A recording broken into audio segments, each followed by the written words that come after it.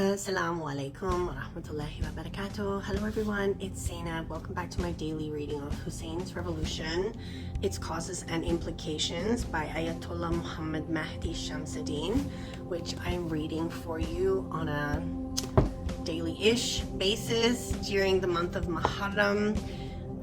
Today, in some parts of the world, is actually the 10th of Muharram, Ashura. In my part of the world, where I live in Ontario, Canada, it is the 9th of Muharram. So I will continue where I left off the last time I read to you, inshallah, which is starting from page number 96. So in the name of Allah, most gracious, most merciful, all praise belongs to Him, and peace and blessings to Prophet Muhammad and his pure progeny. A'udhu billahi minash shaitanir rajim. Allahumma salli wa salli ala Muhammad wa ali Muhammad. Bismillahir rahmanir rahim. We will see later that Muawiyah employed men to fabricate narrations describing his own merits and the merits of his family. It may well be that Muawiyah's attempt was the reason for others to fabricate it in a similar fashion. This was Muawiyah's methodology in spreading hatred and rivalry between Arab tribes. The tribes were thus too preoccupied with their petty conflicts to be able to challenge its real rival, the Umayyad rule. Tribal chieftains began to enlist the help of the authorities against each other. Muawiyah and his successors emerged victorious when they became the arbiters between tribes after having personally instigated between them. He united them under his rule despite their dissatisfaction. The tribes sided with the governors against any rebellions in order to ensure that they keep their favor. In fact, they began to compete in their shows of loyalty to the ruling dynasty. As a historian remarked, they, i.e. the tribal chieftains, did not take aught to do with aimless risings, but restrained the crowd when they let themselves be carried away, and in the name of peace and order, placed their influence at the service of the government so as not to endanger their own position. The evidence that supports the truth of this statement is abundant, and we will provide some of it later on in this study.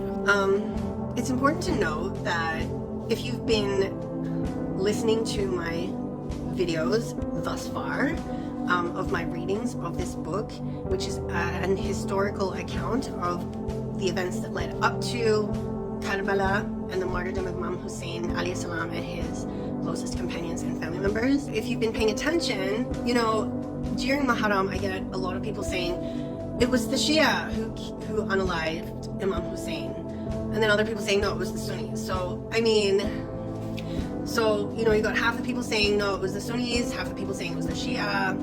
But listen guys, it wasn't so black and white. It was so much more complicated than just it was one side or the other.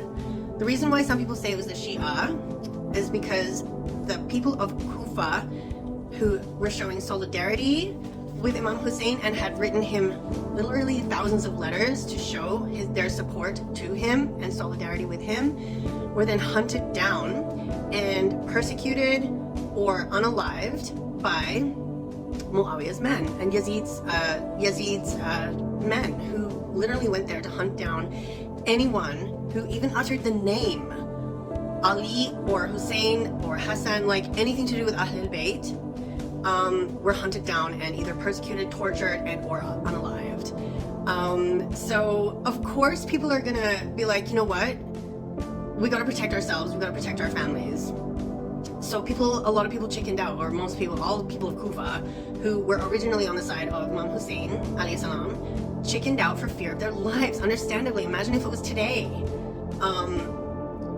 Today when people are showing solidarity and support and voicing their support for Palestine, they're getting silenced, right? By the other side, by the Zayos, who are trying to silence our voices, because obviously for political reasons.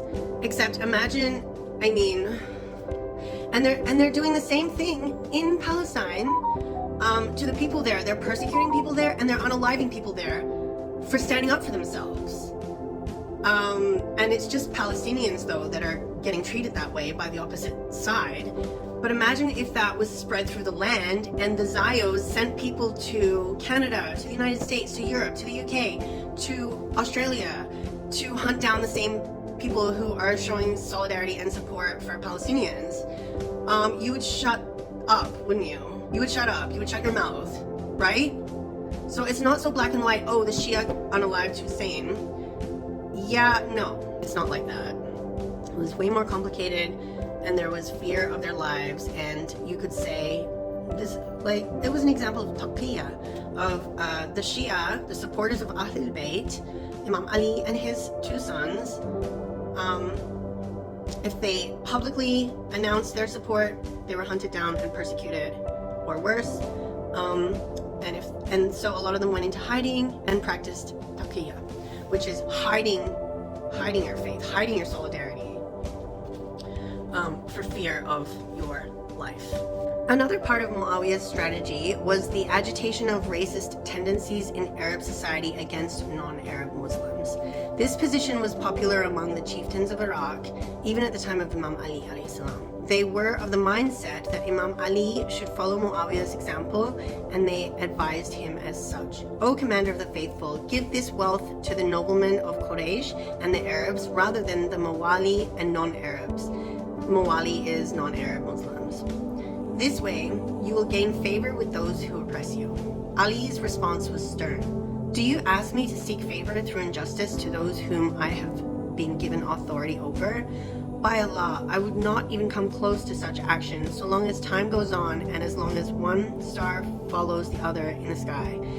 If this money was mine, I would divide it equitably. How do you ask me to be inequitable when this wealth belongs to Allah?